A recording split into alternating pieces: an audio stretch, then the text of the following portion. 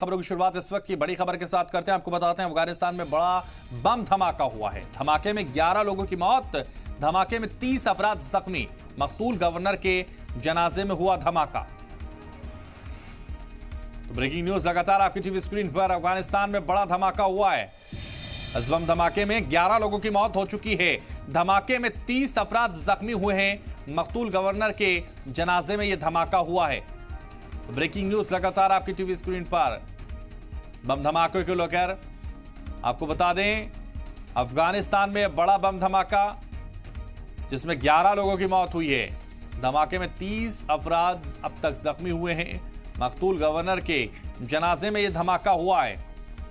अफगानिस्तान में बड़ा बम धमाका हुआ है और इस बम धमाके में आपको बता दें 11 लोगों की मौत हो चुकी है, जबकि 30 से भी ज्यादा लोग जख्मी हुए हैं।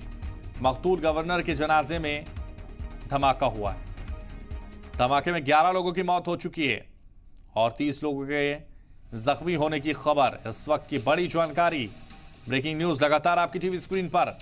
बड़ी खबर इस वक्त आपको बता रहे हैं, अफगानिस्तान में बड़ा बम धमाका हुआ है और इस बड़े बम धमाके में 11 लोगों की मौत हो चुकी है।